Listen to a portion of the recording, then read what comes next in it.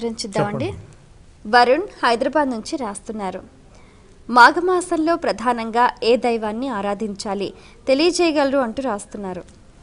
మాఘమాసంలో ప్రధాన ఆరాధ్యుడు సూర్యభగవాన్. ముఖ్యంగా రథసప్తమి ఈ మాసంలో వస్తుంది. సప్తమి అనేటటువంటిదే సూర్యభగవానికి ఇష్టమైనటువంటిది. అందులో మాఘమాసము సూర్యభగవానికి చాలా ఇష్టమైంది. మాఘమాసంలో వచ్చేటటువంటి ఈ సప్తమి రథసప్తమి అని చెప్పి అంటారు.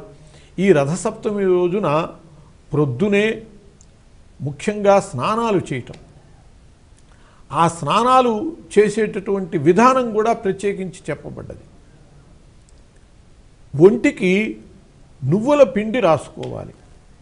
ఆ తరువాత జిల్లేడాకులు నెత్తిన పెట్టుకుని శిరస్సున భుజాల మీద జిల్లేడాకులు రేగిపళ్ళు పెట్టుకుని స్నానం చెయ్యాలి అని చెప్పి చెప్పబడుతూ ఉన్నది.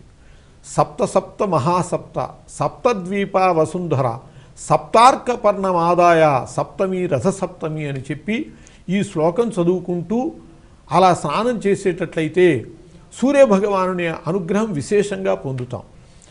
ఈ అర్కుడు అంటే సూర్యుడు, అర్కము అంటే జిల్లేడు. ఆ జిల్లేడు సూర్యభగవానునికి ఇష్టమైనటువంటి వృక్షం. అంతేకాదు సూర్యునికి సంబంధించినటువంటి హోమాలు చేయాలి అంటే అర్క సమిధలు వాడతారు, జిల్లేడు సమిధలతో చేస్తారు.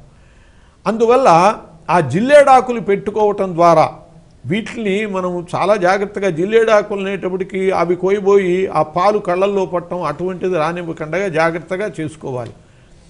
మరి ఎందుకు పెట్టారు అనంటే ఆ జిల్లేడు పాలు మన ఒంటి మీద పడటం, ఆ జిల్లేడు నూగు వాటి మీద నుంచి వచ్చేటటువంటి నీళ్లు మన శరీరం మీద పడటం ద్వారా ఆ కాలంలో ఆరోగ్యానికి అది చాలా అవసరము. ఇది జిల్లేడు ఒక విధమైనటువంటి విష పదార్థం. హాలాహలం శివుడు భక్షించాక ఇంకా మిగిలినటువంటి కొద్ది మాత్రంలో నుంచి పుట్టినటువంటి జిల్లేడు. అందువల్ల అది విష పదార్థం లాంటిది. కొన్ని రోగాలకి విషమే ఔషధం. చాలా ఔషధాలు విషం నుంచి తయారు చేస్తారు. పాము విషం గరళంతో మందులు తయారు చేస్తారు. మనము అవన్నీ కాకుండా ఈ మాఘమాసంలో రథసప్తమి నాడు సూర్యభగవానికి ఇష్టమైనటువంటి ఆ అర్కపత్రాలు పెట్టుకుని స్నానం చేస్తే, అలాగే స్నానం చేశాక ఆ రోజున సూర్యభగవానునికి పూజ చేయాలి. సూర్యభగవానునికి పూజ చేసి ఆయనకి ఇష్టమైనటువంటి పొంగలి నివేదన చేయాలి. పాలతో వండినటువంటి పొంగలి, అది కూడా ఆవు పిడకల మీద వండాలి. మనము సంక్రాంతి సమయంలో ఆడపిల్లలు గొబ్బెమ్మలు పెడతారు. ఆ గొబ్బెమ్మలు పెట్టినవన్నీ కూడా పిడకలు చేస్తారు గోడలకు కొట్టి. ఆ పిడకలని ఈ రథసప్తమి నాడు వినియోగం చేస్తూ ఉంటారు. అలా ఆ గొబ్బి పిడకలతో దాలి అంటారు దాన్ని. ఆ దాలిని ఏర్పాటు చేసి దాని మీద పాలు పొంగించి అలా పొంగేటప్పుడు ఆ సూర్యభగవానునికి నమస్కారం చేసుకోవటం, అసలు పొంగటమే సూర్యభగవానునికి సమర్పణలో భాగం. అలాగే అగ్నిలో పట్టం, అది కూడా సమర్పణలో భాగమే. దాన్ని చిక్కుడాకులలో పెట్టి, ఈ చిక్కుడాకులతో కూడా చిక్కుడు కాయలతో పుల్లలతో చేసి రథం తయారు చేస్తారు. సుమారుగా రథ ఆకారంగా, రథము ఆకారము అంటే త్రికోణ ఆకారంగా ఈ చిక్కుడాకుల్ని 3 కాయలు పుల్లలతో గుచ్చి వాటితో రథాలను తయారు చేస్తారు. అట్లా 7 లేకపోతే 14 రథాలను తయారు చేసి వాటిల్లో ఈ పొంగలిని పెట్టి సూర్యభగవానునికి నివేదన చేసి ఆ చిక్కుడాకులతో సహా మనం తీసుకుని ఆ ప్రసాదాన్ని తినాలి. చిక్కుడు ఆకులు తినాలని కాదు, చిక్కుడాకులతో కూడినటువంటి ప్రసాదాన్ని, ఆ చిక్కుడాకుల సారం కూడా మనకు ఆ ప్రసాదంతో రావటము అక్కడ ఉద్దేశం అవసరము. అట్లా సూర్యభగవానునికి ప్రీతికరమైనటువంటి రీతిలో ఈ మాసంలో చేస్తాం. అలాగే మాఘమాసంలో లింగోద్భవ సమయం, మహాశివరాత్రి చాలా విశేషమైనటువంటిది. చాలా చోట్ల తిరునాళ్ళు జరుగుతూ ఉంటాయి. అలాగే ప్రభలు కట్టుకుని చాలా విశేషంగా తిరునాళ్ళు జరుగుతాయి.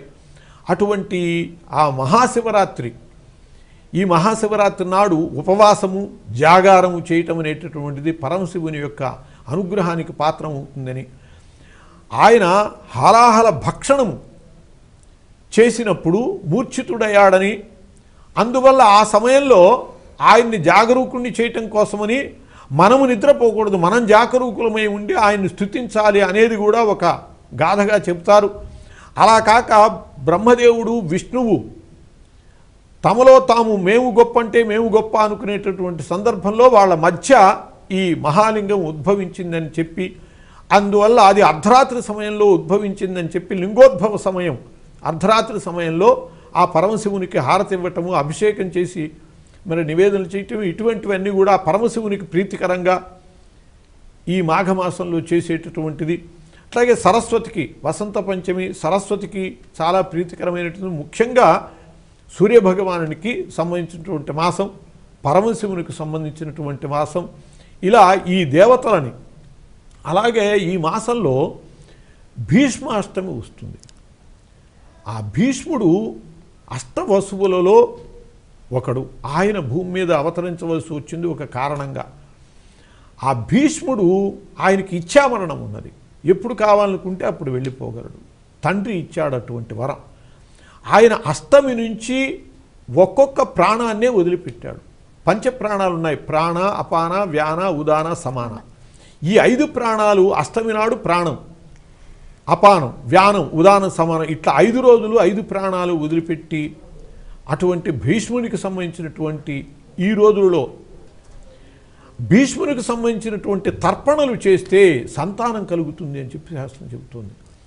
అలా అనేక దేవతలని మనం ఈ సమయంలో ఉపాసిస్తాం. విశేషించి సూర్యభగవాన్ని ఉపాసించేటటువంటి మాసం ఇది. నోములన్నీ కూడా ఆ రథసప్తమి నాడు నోయటం అనేటటువంటిది ఈ మాసంలో జరుగుతుంది.